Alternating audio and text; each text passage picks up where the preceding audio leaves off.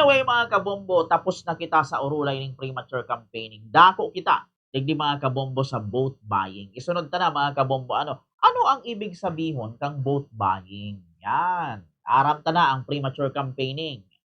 May na pangangampanya, dahil pa orasing karampanyahan, nangangampanya na.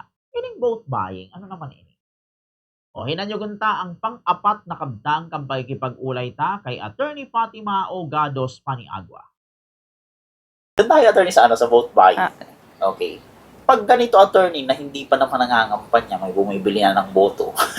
Ano yun, attorney? Wala po. Ang ano po dyan, ang tinatawag na vote buying, dapat pumasok na po siya doon sa tinatawag na election period.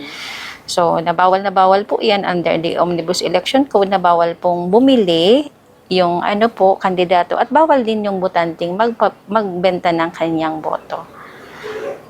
Tayo ang sinasabing sacred na hindi dapat. Kaya nga po ang pagboboto ay nasa balota para hindi yung tao ng botante, hindi siya ma-force or ma-intimidate kung sino yung bobotohan niyang kandidato. Kaya ganun nga ang way ng pagboboto natin. Hindi itong viva voce na sasabihin mo. Kaya nga nakatago siya. In fact, may mga secrecy folder pa nga yan. Tapos ang arrangement sa voting center, may mga hindi yan magkakatabi yung upuan para hindi makita ng ibang tao yung kandidatong gusto mong iboto. Pag vote buying, attorney, talaga bang tumutukoy lang siya, attorney, sa pera? O what if ang ibigay ng kandidato pamaypay? Ang ibigay ng kandidato ay coupon lang, sulat. So ang definition ng vote buying sa Omnibus Election Code, tapos yung sa resolution, hindi not necessarily in form of money. So anything of value. That's considered po na binigay ng kandidato doon sa botante. So that is considered po as vote buying. So not necessarying perang ibigay, anything of value. So, ibig sabihin pala, attorney, bawal yung mga nagbibigay ng bigas, that's a form, anything of value. May value yan. Na makukumbinsi mo yung, parang binibili mo yung boto ng kandidato para makumbinsi mo siyang bumoto sa inyo. So, that's considered as vote buying. Opo. So, paano, attorney, kung halimbawa ito, sa part ng, ng mga botante, bumibili ng boto yung kandidato, dapat niya bang tanggapin yung pera na inaalok sa kanya ng kandidato or hindi po? I-qualify. Depende sa values na ng dyan, ng values na ng tao, botante dyan ang dyan, sukatan. So, kung ikaw, pwede mo naman siyang kunin, pero hindi mo siya dapat iboto. Kung gusto mo siyang iboto. Or pwede mo naman siyang i-reject. Ang ibig sabihin niyan, dapat hindi ma-influence yung karapatan mong magboto dahil lang doon sa binigay ng kandidato. Okay. Pero vote buying pa rin yun, attorney. Yung gano'n na na sitwasyon na tinanggap yung pera. Oo, kasi bawal nga yun. Bawal ka nga kung kandidato, bawal ka nga mamigay ng pera or anything na in kind na by value para lang makumbinsi mo yung botante na bumoto sa iyo. Kasi dapat siya, ang botante dapat ay magboto doon sa qualification, doon sa plataforma ng isang kandidato. Hindi siya parang may value yung kanyang boto. 'Di ba sa bilihan, nagbili ka ng may value. Dapat yung pagboto mo walang kapalit. 'Di ba? Mayroon siyang, 'di ba, pag nagboto ka, walang kapalit. Talagang gusto mo siyang iboto dahil naniniwala ka na siya ang karapat-dapat doon sa posisyon. Hindi mo siya bibigyan ng something para makumbinsi mo siya para bumoto sa iyo. So that's the principle behind siguro doon sa natin, sa batas natin. Opo. Yan po mga kabombo, si Attorney Fatima Gados Paniagua. Ano ang vote buying? Well, aram ta naman yan, pagbabakal ning boto. Na dapat, daita po ipabakal ang boto ta. Ngayon, bakit sabihin kang iba, bombukir, paano kung halimbawa, nagbakal ning boto ang botante, ay ang kandidato, dai pa panahon ng eleksyon, dai pa panahon ng karampanyahan. Vote buying ba yan? Ay, magayon na hapot. Well, yan, bako yung vote buying. Diba? Itong nagbakal ka ng boto, ning dai pa karampanyahan o dai pa eleksyon, dai siya malalaob sa vote buying kasi dai pa man karampanyahan, dai pa man eleksyon. Pero, bawal din yun. Bakit? Maluwas, premature campaigning yung ginigibo mo. Di ba? Dahil pakarampanyahan, dahil pa eleksyon. Di ba? Nagbabakal ka na ng boto. O di garo premature campaigning. Oh. Yan ang luwas kayan. Baka dahil masasabing vote buying siya, pero masasabi ta na premature campaigning yung ginigibo mo. Election opens pa din. Panduwa mga kabombo, ini ang gusto tang ihapot. Talaga bang kwarta lang ang premature campaigning? Paano kung ang tinaos sa kuya, papel, pamaypay, bagas? O baka naman bako na yan premature campaigning. Premature campaigning pa din kasi ayon sa election code o election yan omnibus election code mga kabombo, anything of value. Ibig sabihin, bako lang kwarta. Dawa anong klase pang tinaog ang kandidato sa imo, tinanggap mo, or dawa mo tinanggap, vote buying pa din. Ano, tinaon ang kaning araw kaning kantidad, vote buying. Tinaan ang kaning pamaypay, vote buying yan. Anything of value. O, pag tinaanan kaning kwarta, kang kandidato, dapat mo bang tanggapon or dai? Well, ako mga kabombo personally, ang may ko dyan sa Indo, kung talagang ako personally mga kabombo, dahil hindi pagtanggapon daw anong mangyari. Kasi pag tinanggap mo yan, vote buying pa din. Pag napatunayan, kabali ka sa makakasuhan. 'Di ba? Pag tinanggap mo Panduwa, kung halimbawa talaga mayo ka mong choice. Kasi kwarta na din yan 'Di ba? Pwede tang masabi mga kabombo na sige, tanggapon lugod nindo, pero dahil nindo pagboto itong nagbakal. 'Di ba? Kasi kung mayo man kamong choice, sisay man ako para pugulang kamo. 'Di ba? Pero mali pa din. Ang ano ko talaga, dahil talaga nindo pagtanggapon daw anong mangyari. Consider as vote buying pa din. Madadamay ka mo kayan sa kaso pag nagkataon na napatunayan. So, yan, mga kabombo ang mga sitwasyon sa vote buying. O, ipadagos na pa. Paano kung halimbawa tinanggap ang kwarta alagad, nagbago ang isip sa huri, isinauli, vote buying pa rin ba yan? Oy, tinanggap niya sa kwarta, nakonsensya siya, ay, dahil ko nalugod po tanggapon. Sige na, ibalik ko na po. Vote buying ba yan? Hinan nyo ganda daw mga kabombo ang panlimang kabtang. Tampay kipag-ulay ta kay Attorney Fatima Ogados Paniagua. Paano kung tinanggap niya, attorney, yung pera? Tapos, siyempre, nagbago ang isip. Ay, ano kaya kung wag ko nang ituloy, ibalik ko na lang yung pera. Binalik niya. Vote buying pa rin mga attorney. Vote buying na bawal nga sa kandidato po. So ang ano po ang form ng pangangampanya, yun talaga ipopromote mo lang yung iyong candidacy. May mga limit lang yan. Mag-post ka doon sa common poster area ng iyong tarpaulin. In fact, may limit lang ang size. Mabigay ka ng pamphlets kung ano mababasa kung ano ang sa iyong platform of government. Magkanda ka ng rally para marinig ng tao, makita ng tao kung ano ang iyong bala kung ikaw ay manalo. Anong mga programa mong gustong i-implement pag ikaw ang nanalo. So, yun talaga ang ideal na pangangampanya ng isang kandidato. Dapat walang binibigay na Walang binibigay. In fact, nga sa pagkakandak ng political rally, bawal dyan magpakain ka. Kaya magpapakain, magpapainim o magbibigay ka ng something. Opo.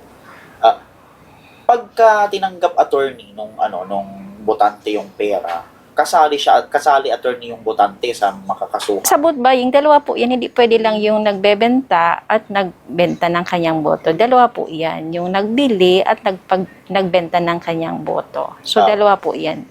Yung nagbili na kandidato at yung botanteng nagbenta ng kanyang boto. So, dalawa po yun. Pag hindi niya tinanggap, attorney, botante, ayoko yan. Hindi ko tatanggapin yan. Pwede kasuhan niya kasi nag-offer. And the mere fact na nag-offer siya ng something, money or in kind sa kanya, that is considered as vote buying. So, ang kakasuhan, syempre, yung kandidato. Basta ma-prove niya na hindi niya naman tinanggap yung kanyang di maano siya. Pero that is considered as vote buying. Oo. The mere fact nag-offer ka lang, nagpromesa ka lang, hindi necessary ngang in kind or money, nag-offer ka sa kanya ng posisyon para, alimbawa, ako manalo ko. That is considered as vote buying. yung alok na papaaralin yung anak. O, may promise siya na papaaralin ko at i-employ ko ang ikaw o ang kamiyembro ng pamilya mo. That's considered as vote buying. Ano po? Okay. So, ang ibig sabihin niyan, hindi ko yan nabasa sa omnibus election or sa jurisprudence. Ibig sabihin, yung pagboto natin, dapat walang value na material na thing, di ba? Yun ang konsepto niya, di ba, kung i-analyze mo, na ang pagboboto ng isang tao ay walang katumbas na bagay o pera o position or influence. Ang pagboboto natin ay dapat doon ka nakabase sa gusto mo siya, naniniwala ka sa kanya, siya ang karapat dapat sa posisyon at kaya mo siya iboboto. Yeah. Po. O yan po mga kabombo, si Attorney Fatima Gados Paniagua. So, daw pa tinanggap mo ang kwarta tapos na bago ang isip mo, sinauli mo. Ay, dahil ko na po yung natanggap po. Vote buying pa din kasi tinanggap mo na vote buying pa din. Kabali ka pa din sa mga kasuhan pag nagkataon. O, di ba? Vote buying pa din po yan. Itong promesa na papaadalon ang aki mo, tataon ng scholarship, i-employed ang aki mo, i-employed ka sa opisina niya. Pag binoto mo lang siya, vote buying pa din. Promesa yan Diba? Anything of value. Tama itong sinabi ni attorney mga kabombo, dapat ang boto dahil po pinapabakal. Kasi mayo talaga yung katapat na value Sagrado yan. Dahil ang pwedeng tawadanin kung ano-ano pang mga material na bagay. Yan ang ibig sabihin kaya. O, padagos na pa. Tanganing magka-rilinawan. Paano kung sabihin na ginigibo ko lang dati, dawa ba ko pang eleksyon, baad sabihin kang kandidato, na ipa-eleksyon, ginigibo ko na ang magtaon ng mga bagay-bagay. Nataon lang ngunyan na eleksyon na, nagtao ako, purkawang gawa, baka naman ba ko yan vote buying? Hinanyugunta daw, ang pang-anom na kamtang, kambay kipag-ulay ta kay Attorney Fatima Gados Paniagua. Paano ko sabihin, attorney, nung nangangampanyang politiko, kahit hindi pa naman eleksyon, ginagawa ko na tong pagpapakain na to kasi ikawang gawa. Ganon. Nataon lang, nasa eleksyon ko ginawa. Paano yun, attorney? Vote buying pa rin? Vote buying pa din yun. So, kung pinagbabawal ng batas, ginagawa mo yan dati, pero ngayon sa period na yan ay bawal, ay dapat sumunod ka. So, hindi yan mas ma-justify mo, dabay, ito na ang aking practice, bago pa man ako pumasok sa politika, ganito ako. Wag mo yan gawin, kasi bawal na bawal yan, may pinagbabawal ng batas. So, hindi yun magiging valid reason para during sa pagkakampanya, gagawin mo yung pinagbabawal. Opo. So, attorney, ang naman dito, penalty, pagka napatunayan na itong kandidato nagpo-vote buying? It's considered as election offense again under the omnibus and ay criminal in nature. So, yan po nga, may fine or imprisonment or kung ikaw ay nasa posisyon na or pwede kang ma-disqualify. Maalis ka sa iyong posisyon. So, kasali din po yan doon sa penalty under Omnibus Election Code. Opo. Pero pag tumanggi yung botante, attorney, yung botante hindi kasali? Siyempre kasi hindi siya nagbenta. Hindi siya nagbenta. Pero yung nag-offer sa kanya, liable po yun election offense. Violation po yan ng Omnibus Election Code. Opo. Yun. So, ano ba dapat, para sa inyo, attorney, ano ba dapat na gawin ng mga botante pagka may nakikita na nag-vote buying or halimbawa may umaalok sa kanila ng pera ng kung anong bagay? Ano ba dapat na gawin, attorney? Dapat nila yung i-report yung ganyan mga activities. So that is their obligation bilang isang mamamayan na i-report sa proper authority. So, pwede niyang i-report yan sa COMELEC, mismo sa opisina ng Commission on Election, or pwede diretso sila sa ating mga kapulisan para yung kanyang reklamo. Ipa-record at later mag-file siya ng kaso. So, yun po ang kanilang proper disposition. Pag may nakita na witness na ganyan na mga aktibidad ng mga kandidato. Baka sabihin na naman ng iba, attorney, piso man lang yung natanggap ko regardless po of value, sabi ko anything of value, kahit yan 5 cents or 50 cents or Kahit naman, wala, kahit wala. oo, kahit, that's considered po as vote buying. Anything of, sabi ko, ulitin ko, anything of value in form of money or in kind or promises na may ano, it is considered as vote buying.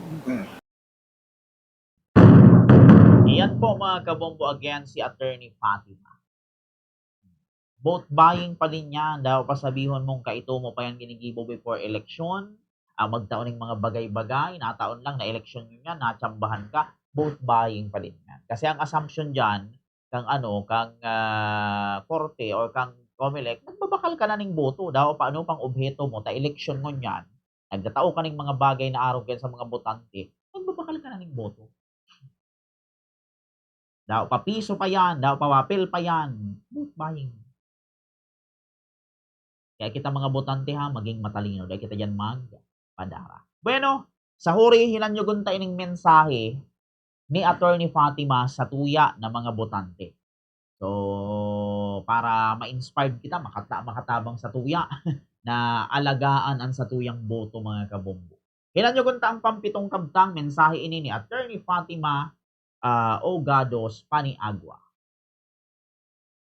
Sige po. Sa ngayon po, 2026 is election year. So, magkakaroon po tayo ng barangay and SK elections na naka-schedule sa November 2 ngayong taon 2026. And ngayon po, ang preparation ay nagkakandak po ang COMELEC ng registration of voters. So, sa lahat po na hindi pa nagpaparestro, kailangan po kung makagusto nating makapag-participate sa election, magparestro na po tayo ngayon at hindi na tayo mag-antay ng last day. So, maraming klase ng type of registration natin. Allowed na ngayon ang transfer, kung may papakorek tayo, kung tayo ay na-deactivate kasi hindi na tayo active na botante, ngayon na po ang tamang oras para magpa-rehistro. At ito po ay may deadline po hanggang lang po tayong May 18 para magpa-rehistro. After po niyan, wala na pong registration. Ang preparation na po dyan ay yung filing na of COC, tapos yun ang election. So yun lang po ang pinakaano kung hindi pa po pagpa-rehistro na ngayon. Bilang isang po tayo mamayang Pilipino at po, mas maganda pong mag-participate tayo sa election. Iyan po mga kabombo si Attorney Fatima Ogados Paniagua, ang Election Officer for COMELEC TV. So yan magboto kita ng tama sa maabot na eleksyon.